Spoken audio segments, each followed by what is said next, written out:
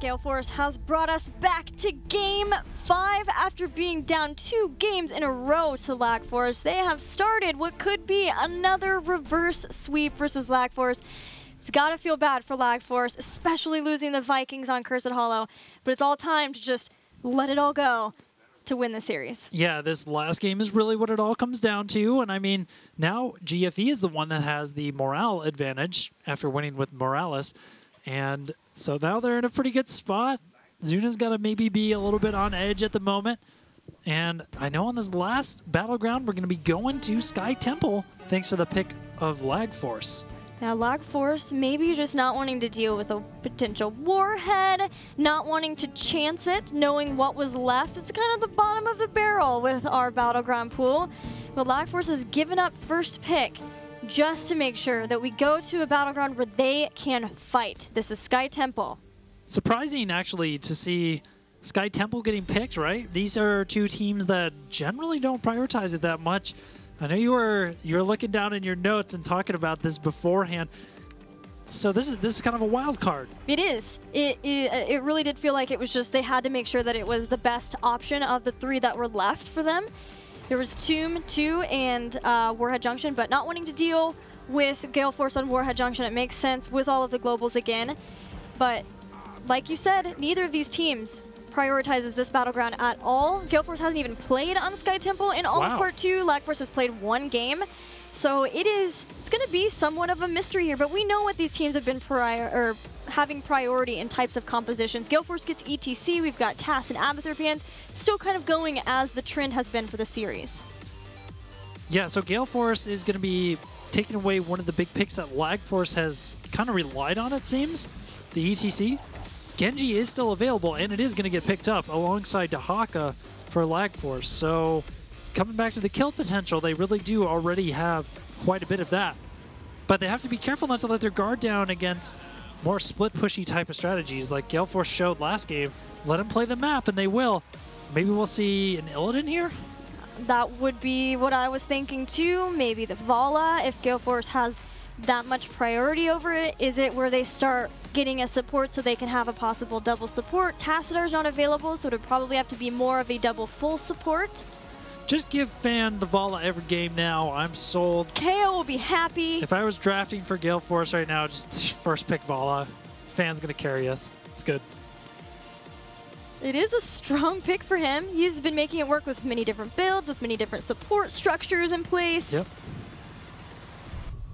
10 seconds until we get these next 2 picks for Gale Force Esports. The clock is ticking, Gale Force. What's it going to be?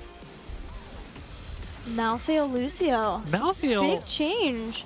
Picking Malthael when you only see one tank from the other team, but then again, it's almost assumed that Dahaka will be your secondary, like bruiser, not really your main warrior. So I guess that makes a little bit more sense. You know, like they can just take the Malthael now. They know they're going to get value out of Dahaka and whatever warrior is going to come next. Fantastic seeing that it's not only a Malthael for the Malthael-Dahaka matchup, but taking Lucio too. Now there is no Lucio sound barrier to deal with the Tormented Souls to make sure that the shielding's still in place, even if Touch of Death would be depleting healing otherwise.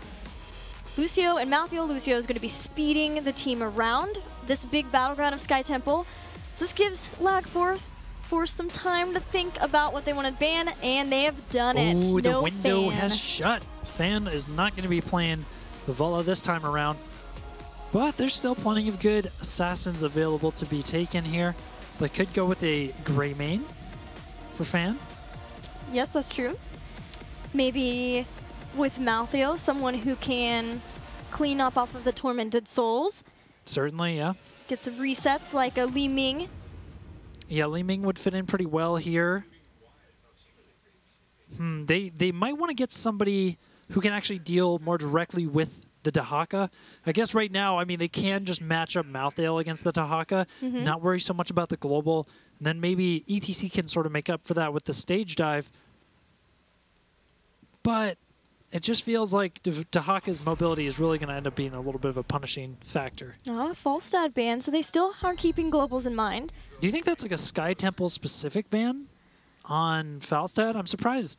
see the Falstad getting locked out here. He's been like a middle meta in North America. It's dependent on team and it's dependent on Battleground somewhat. But if Gale Force don't want to go any further into globals, they're like, okay, we'll deal with the one, we'll deal with the Dahaka, but we don't want you to have so many globals that all of a sudden we're the one chasing you around like we were doing to you in the last game. True.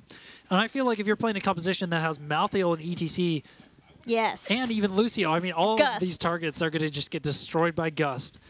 Because you disengage as soon as they pop those big cooldowns like Mosh Pit, like Torment of Souls or Sound Barrier, all of those things. Resetting the fight is ultra valuable. So, smart ban there for Gale Force. But now back to Lag Force. The picks. Li Ming comes out alongside Rhaegar. We were thinking maybe Li Ming would be the pick for Gale Force. Back to Li Ming and Genji again for Lag Force.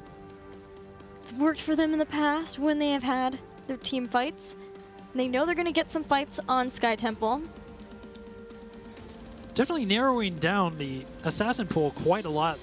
I mean, you've got the Genji and Li Ming already, so then you ban the Vala and Falstad's banned on the other side. Like, wow, all of a sudden you find yourself looking pretty much at Greymane. Gul'dan, Greymane.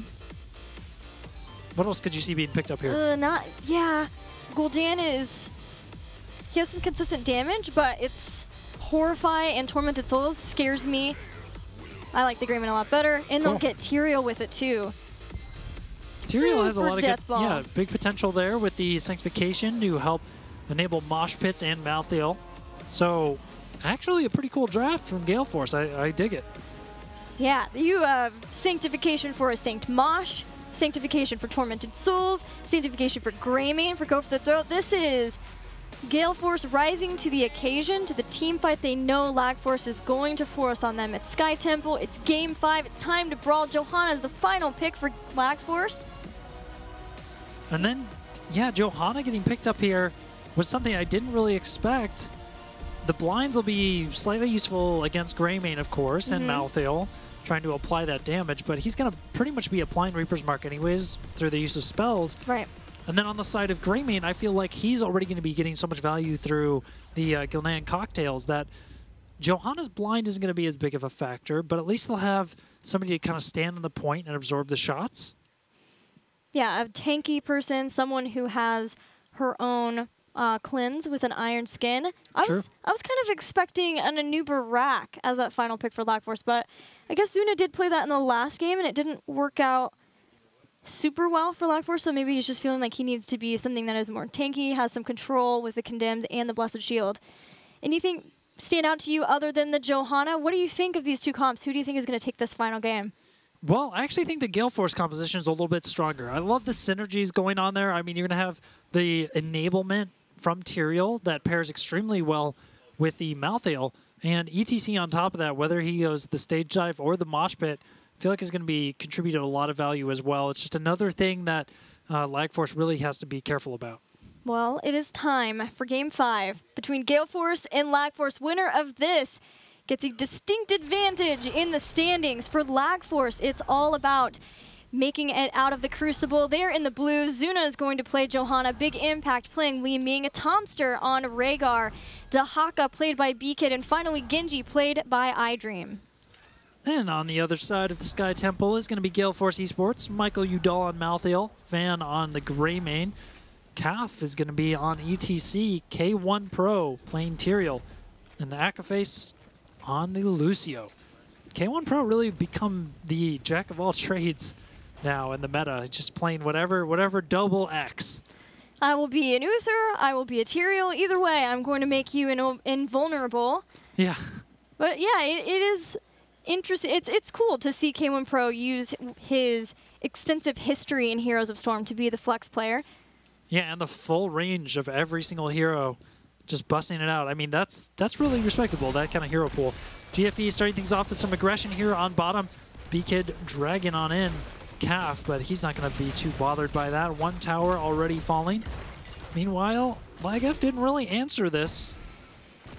The answer is to try to do the same amount of damage in the top with Li Ming and Genji. Rhaegar's here now to help out B-Kid, and they will get a tower. So what does this mean? For the first Temple phase, things might be nice for Lag Force to focus on that top temple because they've already taken out a tower. They can do more damage and try to get a fort down for a big experience boost. But that's going to come back to bite them now that Gale Force have taken out a tower in the bottom lane too. Maybe being able to get the Giants, siege out more, get the rest of the gate, the other tower, and then even the well. Lag Force going to at least stop any further aggression. They've pushed back the wave. They even get a drag on K1 Pro. So Greymane actually opted to go for the Wolfheart. Wolfheart at level 1 rather than going for the flask. So we actually may see things get mixed up a little bit rather than the cocktail build, a go for the throat aggression build. Yeah, it fits this death ball style of composition we already knew was very likely to be there. It may even mean that we see a Wizen Duelist pickup at 7. Yes. We'll have to see. Always fun. But definitely a go for the throat is what I'm thinking, to keep up, make sure to execute after Malthael has brought some people down. All right, well, Fan will be a little bit better actually at trading in these early game, auto attack duels now that he's not reliant on getting those stacks. Zuna gets the pull in there. Big E looking to connect with some spells. Fan is finding himself doing the ring around the Rosie, and he swipes. Oh my gosh. That was some godlike juking, Fan. Fan is just playing out of his mind this series for Gale Force, and that pulls Lag Force for a while off of this mid-temple, but both the temples being controlled for now by Lag Force, and that is starting to bring down the top fort before Gale Force pushes Genji off. Taking him to Juke City, Gilly. Population? Fan. No, he's the mayor. Yeah, he's the mayor of Juketown and Pop-Off Town. So Lag F finishing off the shots here on mid, which will conclude the first temple phase. Overall damage report. Basically, Gale Force just took a lot of shots there on the mid and top forts, which is going to hurt a little bit. Michael Udall, he's in big trouble here at bottom. No mobility to get out. There's no way he gets out of that. Gale Force was focusing a lot on getting bruisers in the top early.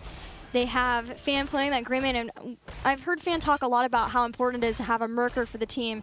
So he wanted to be able to get those bruisers, but Lag Force catches Mike, goes and gets their own Giants. No one's set up yet for Gale Force at their own Giants. But it doesn't seem like Lag Force cares too much about going in and trying to steal those Giants for a power play. Instead, they go up and get their bruisers for a setup with Dahaka after he and Johanna clear out the bruisers of Gale Force. Then Dahaka and the bruisers can try to take out the top fort of Gale Force. Again, leaning toward that experience boost for Lag Force. Well, Lag Force is also going to take their Knights here a little bit earlier than the bottom temple is spawning.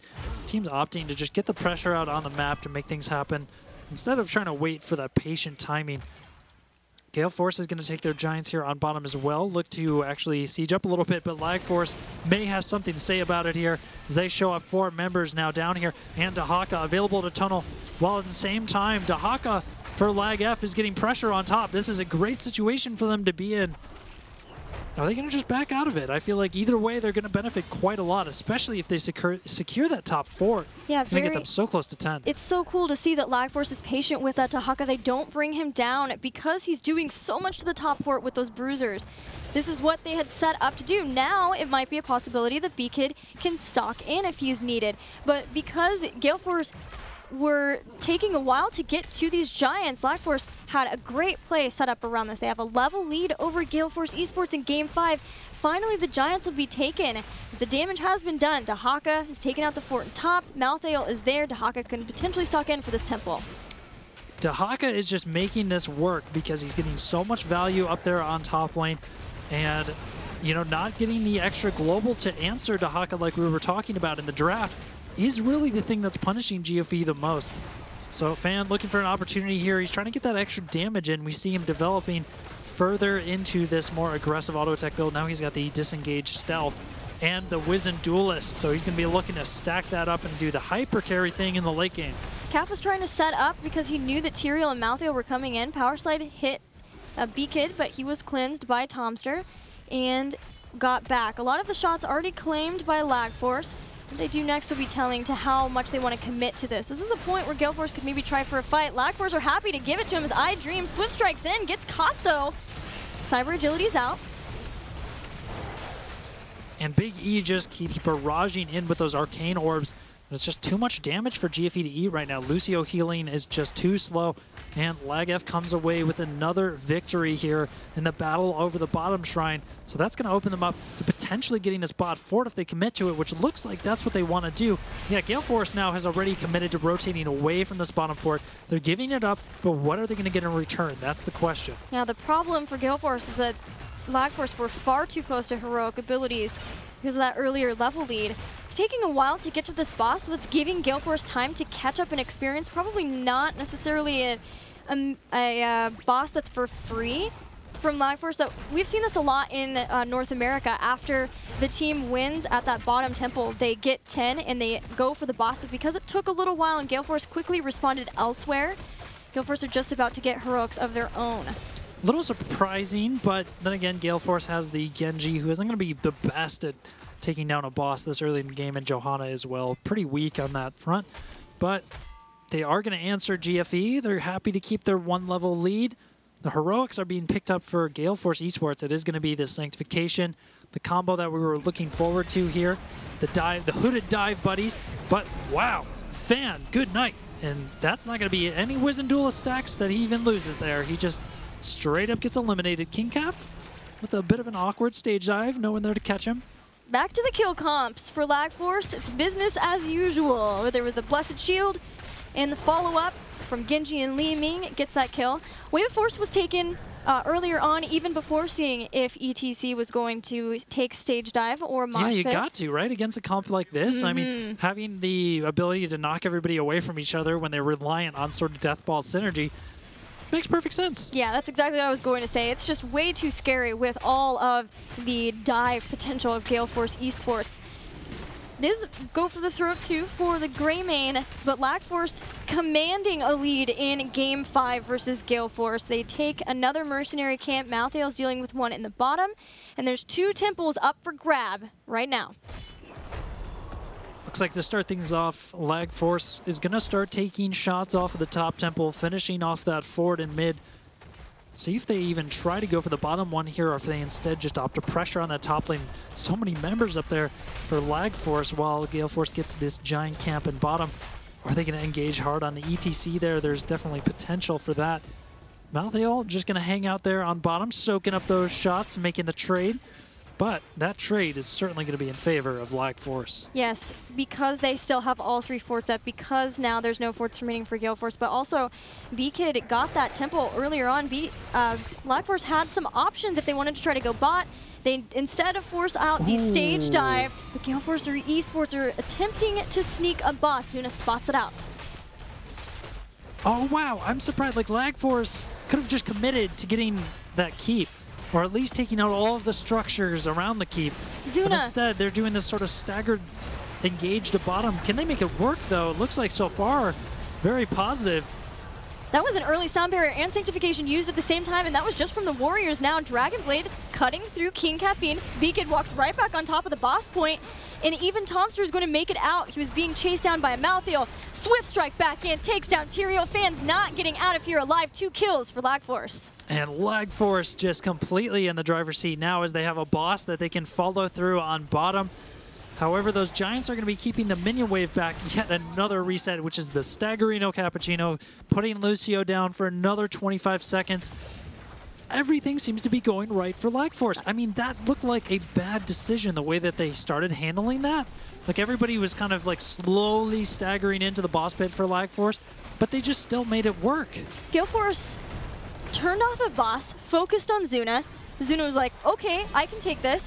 Started to get fairly low. Dahaka comes in, but then Gale Force realizes everybody is rotating in, and this is the team fight composition dream for Lag Force. They get back onto the boss, but by that point, everyone's there for Lag Force. Sanctification and Sound Barrier were right at the exact same time while Tormented Souls was going off. Lag Force were happy to take that fight after that, even though it did look like a scary point for Zuna. But now, talking about a scary point, all of Gale Force shows up with the Death Ball. They find 2 members of Lag Force all by themselves. Woof. That is 2 quick kills there for GFE, finally finding their own play here. Maybe they can get some momentum back on the field. I mean, they're down 2 levels right now. 16 tier isn't quite taken yet for Lag Force. Oh, that Arcane Orb, that's got to sting. And if once Lag Force does hit level 16, they're going to be able to start making some extremely aggressive plays. Maybe they'll even go for that keep on top lane. But GFE is doing exactly what they need to do for damage control right now, and they're playing the catch-up game. Yeah, they have to start sieging down some of these structures because of the temples, because how much damage they do. They can't just continue to trade out. Those 2 kills simply weren't enough. They forced back to Haka in the top. They're even coming in to see if maybe they can catch him out, but he goes back. All he was doing some more damage and taking advantage of Gale Force trying to stick together with their Death Ball. Now all of Lag Force are back and with 16 talents. For the level 16s being picked up here, it's going to be the missiles for Li Ming. Is that going to be Fireflies or Mirror Ball? I think it might be Mirror Ball, yeah. The extra missiles then being picked up. So he's going to have a little bit more damage to be flinging in there. I feel like Big Impact has been really crushing it on the damage because this Gale Force Esports comp can't really get too Big Impact in these fights. So he's able to just sit back there and find the dream plays and then come in for the reset with Calamity at the last second. Yep, he is dominating the hero damage charts right now for both of the teams. Another temple activation in 15 seconds. No 16 for Gale Force Esports. 16 is going to help a lot. Judging by the build that we have for Malthael, that's a ability to get Soul Collector, have the increased range to try to continue to keep himself healthy. Less of a focus, less of a reliance on Lucio, who can make sure and focus on Greymane. How's Greymane's Wizened Duelist stacks doing? He's got 2. It's getting there. I mean, with their little comeback that they're making, those pickoffs that they got, gave him enough Wizened Duelist stacks to make it probably at least worth it that he has that talent. But now can he get that huge benefit to make the big payoff happen? We'll have to see. But for now, GFE is just going to be pushing mid, getting a little bit more pressure going on there, while ETC is making sure the wave is in their favor at bottom. And GFE looking real scary all of a sudden. Like they know what they want here, and they're starting to make the plays happen. They're punishing the separation of Lag Force beautifully. They find that Zuna is there. Zuna uses Iron Skin. Dahaka still doesn't come in. ETC is keeping an eye on him. And Big E may be the one caught out. Now that 16 is here, Sound Barrier drops. Johanna has been eliminated, giving more of those Wizened Duelist stacks. And a second kill takes out Iron. Oh my goodness. Leaving Tomsters found 3 kills for Gale Force right as they hit 16. Really nicely done by Gale Force. They are finding exactly what they need to do, which is they're the ones with the kills right now. They've got the potential, and now those Wizen stacks are really starting to take off at 5 stacks now at the moment. They're going to get this keep, and they have the potential here to go straight on core. They are positioning like they are going to with that Wizen, with the extra damage of Fan. There's only B-Kid here and Genji as he spawns. Oh, Gale no. Force Esports That was huge. Getting on the core. He did hit a lot of people. Swift Strike is going to go back through there. Dragon It's Blade. just not enough. Nope, 50% and falling. A Sanctification still available. Gale Force Esports may have fallen at the beginning of this game, at the beginning of the series, but they will be the ones to finish the series out 3-2 over Lag Force. Gale Force just found the momentum and ran with it in a big way. That was just like 2 kills turned into them coming back from a 3-level deficit. Wow. Yeah, they did that, then they continued on, they got more kills. There was only Dahaka left. Genji was there too, trying to help out. It really seemed like Lag Force maybe was still scared of that because they were so spread out, they were so separated. They wanted to try to put the pressure, the macro pressure against them, try to get that top keep down, but it just didn't quite work out. ETC was just enough to be able to continually defend that, and that looked really good for Gale Force once they found that momentum. Yeah, and honestly, from the beginning of that game, I was like, okay, Lag Force is just making every single thing work. No matter what they seem to do with decision-making, it just was the right play. So it just shows the crazy comeback potential that you have with these compositions that have potential to get kills that fast. And like you were saying with ETC, I mean, CAF found the right times to dive in to find those kills. You get the slow, and that person just can't get away. You split versus an ETC, you're going to go down. Patient play for Gale Force, and a victory that was necessary for Gale Force, not only to keep up with Roll20 and Team Freedom in the standings, but just for momentum after losing 2 difficult series last week, and they only won a single game out of those 2 series, and they go up against Roll20 tomorrow. So this is a nice momentum, a jumping point to go up into that series. And now we know that the Crucible will have Even in Death and Lag Force now, but I really want to commend Lag Force. Their growth throughout part 2 is night and day from what we have had from Lag Force and this members for really the duration of this year. I hope they keep doing what they're doing. I really like this new look for, you know, Gale Force. Lag Force. They're going with that more kill composition. It feels like the personality of the players sort of thrives on those kind of compositions, and they've had a lot of success taking those games off of GFE, but GFE just too resilient. Coming back with a reverse sweep, taking it home. It's been awesome this year to see teams, or really just this part especially, find something within themselves for that final push. Lag Force came in and had the synergy. They talked about being a new team with a new name and a new identity. Superstars started out playing with Daihu and then came back. They had Srey with Airho, and the first series for them wasn't quite there, and they immediately fired back in the second series in the same weekend and had great synergy there. And Superstars, that's the reason now that they were able to get out of the Crucible when it looked so scary for them, like they were guaranteed going to be in there after Lag Force did awesome. So I love seeing this final push for all of the teams, and it feels like because the standings are so in flux for North America that it's given them a lot of motivation, like maybe we can be that third team to go to HGC finals at BlizzCon. Yeah, exactly. The final push feeling is definitely there, and I mean with Gale Force Esports, it comes in the form of taking that boot camp. You know, they went and they trained really hard this past week. They made sure that, you know, they could do everything that they could to be prepared for these last couple extremely important weeks, and it certainly has paid off. We saw what felt like a very improved Gale Force. And I can't wait to see that improved Gale Force versus Roll20 tomorrow. That has been the hype match of the weekend that everyone's been excited about. We haven't seen Roll20 yet this weekend. They did finally lose one game of all of part 2 to Even in Death, but it's just been one game so far. One game out of 3 weeks. That's really good. Yeah, I would say that's about as close to perfect record as you can get. And that loss that they had, I don't think it was necessarily because Roll20 is a bad team. Yeah. I think they were just being a little bit silly in that game. But either way, the true test is going to be tomorrow, right? And whether GFE has improved enough to start taking games off of Roll20, that's a big leap from where they are now, barely getting the set win over Lag Force. Well, we are waiting for a group Skype from all of the members of Gale Force who are at their boot camp still. That's right. Nice. But while we're doing that, let's check in with the standings. Gale Force Esports now tied with Roll20. That makes the match tomorrow all the better between the two of them. Winner of that catches up with Team Freedom. And the loser of that, because of that, really is now seeming like they will have to battle in the playoffs. It's not guaranteed. There's a lot of different contingencies in there. Team Freedom still has to play against Tempo Storm next week, so it's anybody's game. Speaking of Tempo Storm, we haven't seen them yet this weekend, but we will get to see them go in a match tomorrow. Tempo Storm's been having a rough time too, just like Gale Force last weekend. Yeah, and there's so many implications here based on the next couple matches as to who's going to move up in this top 4 especially. And Space Station, you know, they have a little bit of room to make stuff happen as well, but we still have a couple more games to go. We do. We've been wanting to see the consistency. The consistency now there shown by Freedom. We'll see tomorrow if Gale Force can hold strong versus Roll20 versus the potential Garrosh comps, the scary ETC of Justing. Let's take a look at tomorrow's schedule while we wait for the members of Gale Force.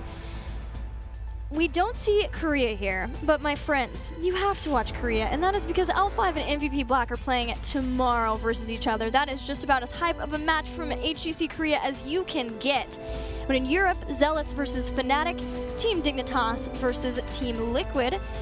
And then in North America, Gale Force Esports versus Roll20, and finally Tempo Storm will take on Even in Death. You getting excited? This is going to be a good day tomorrow. That's all I know. It's a good day for Heroes of the Storm. Can you pick a favorite match out of all that you are looking forward to? The Gale Force versus Roll20 is definitely the one for me. I mean, those teams now have an even match score. They're going to be going up against each other after this like resurgence from GFE. As to, you know, hopefully a resurgence from what we're seeing. It sort of looks like it's going to be. And Roll20, it's going to be the final test, the ultimate test for Gale Force. Yeah, I would guess that, or no, not guess, but I would say that that is probably also what I'm most looking forward to, that match. It's hard, though, because L5 MVP Black is pretty good, too. It's the rematch of the Eastern Clash Finals. MVP Black... Really, I think everybody was surprised by L5 when L5 were able to come in with 2 new players. Yeah. Nobody really counting them, especially Hooligan, replacing Noblast, the heart and soul of Valve 5. And then Hooligan has quickly shown that he can be a sort of heart and soul for the team in a different way. Got to cheer for my boy Hooligan. He is an awesome dude. You can tell the personality is there too. Like, he really wants it. He's really driven. And he's somebody you just want to get behind. You know what I mean? You want to see him do well. Yeah, I totally agree. There's a lot on the line for those two players to do well for L5 after Nitrogen and Noblest step back. But we're still here in North America, and I think we are ready to talk to the boys from Gale Force Esports. Hey guys, congratulations. How are you guys feeling? Yeah, I think we're feeling pretty relieved right now. I don't think that series went how any of us expected it to start, so you know, kind of got our backs put to the wall really fast. Glad we managed to pull out the win anyways. Yeah, do you feel like being all together as a group at the boot camp was what was able to let you guys make that reverse sweep after being down the first two games? Yeah, I think being together at the boot camp here definitely helped a lot. You know, we were all talking to each other in between games, just trying to keep our cool and like just really quickly go over what went wrong and how easy we could have won each game, stuff like that. So yeah, it definitely helped. You know, big shout out to Ultimate, where we're boot camping too, for providing the boot camp. Awesome. Well, I'm going to send you over to maybe a surprising face. We've got KO here. Oh no, we're losing all the team. Oh, No. Oh, they just wanted to say hi. feels real bad, man. Whole team leaves when I come on. Well, you guys do have the Ultimate training facility there, and I got to be there and see it myself. It's a pretty awesome setup. I just want to ask about that game on Cursed Hollow where you guys just came out of nowhere with this Lieutenant Morales Vikings composition. What was that something you guys have been working on at the training camp, or is that something that you guys felt spur of the moment would work? It was definitely something that we have like in our bag of tricks. Like we worked on it a little bit here as well, but we have a lot of different strategies where it's just like if you draft them properly or you don't expect it or a little bit of both, and we see the opening in the draft, it's just gonna completely, you know, almost automatically win the game. So kind of saw the opening, went for it, and yeah, turned out that way. My other question I've got to ask, man, how did it feel to get that double kill that you got on Towers of Doom against Ariel and Dahaka? You just styled on everyone. Yeah, that last game, I was literally, I saw my life flash before my eyes when I realized we were like in such a bad spot about to lose game 5. I really, really did not want to lose this series. I felt kind of bad because honestly on the boss fight where they won and you know, they got boss and pulled really far ahead, I was like 10 mana away from go for the throw, and if I had 10 mana extra, I would have killed 2 of them immediately, and I think we would have been able to win that fight. So, you know, we got another opening at the very end where they took kind of the start of the fight looked bad for them, and it looked really great for us. And yeah, there's no way I was letting go of that opening, you know, not after the first one. You guys certainly did capitalize when you had openings, and that's what allowed you to come back in the game. So really well played. Yeah, Fan, you played out of your mind. We were hyping up your plays all day, so thank you so much. You guys played amazingly. And I have to ask now, it's got to feel good to go up against Roll20 tomorrow off of that win. What do you think is going to happen in that series? Can you make any predictions for us? I think it's going to be a really good series. I think, you know, I know everyone's been like saying like we're, you know, the top teams have all been like predicting 3-0s in their favors. I'm not going to do that. I don't think we're like, you know, an exceptional Fnatic tier team yet. I think it's clear we have our problems, but we have been boot camping really hard, and I think today does not show our potential whatsoever. It was a really disappointing day for us at the end. I'm going to say we can definitely beat Roll20, probably 3-1 or 3-2 tomorrow, depending on how it goes, as long as we all show up. Well, it's great to hear the confidence, and congrats anyway, despite what is somewhat of a disappointing performance. Good luck tomorrow versus Roll20, and the floor is yours for shoutouts. Yeah, it's, once again, a huge shout out to Ultimate. These guys are really awesome. They're going to be designing some awesome clothes for us as well, and they provide us with the bootcamp, which I feel like helped us a ton. Shout outs to our other sponsors, NVIDIA, Twitch, Gunners. Make sure you guys check all of them out, Ballistics as well. Shout outs to my team for, you know, not losing their cool and keeping calm. We've done a lot of reverse sweeps, so it's awesome for that. And lastly, shout out to Oblivious, an old viewer of mine. He bought a shout out on my stream like a year ago, and I just keep forgetting. So, okay, there we go, Nice. Oblivious. I paid my debt. Shout out to all you guys for casting and the viewers as well. Thank you, Fan. Shoutouts to you. Good job.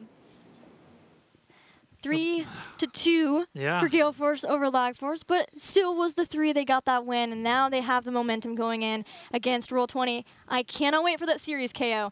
It's going to be great. You can tell the passion, too, with Fan just being, like, disappointed in winning that series. You can understand it a little bit. Like, you know, Lag Force hasn't been the top team to beat this part of the phase, but at the same time, I mean, they did have some really great play, and GFE showed a great performance. So if they're disappointed with that, I'm curious to see what they're excited for. I am too. I'm excited, and I want to give some shout-outs of my own. Shout-outs to you, KO. Thank you so much for filling in for Dreadnought. Shout-out to Dread. Hope you're feeling better, buddy. And a shout-out to Sophist, because it's your birthday. We'll see you tomorrow for so many good series. Good night.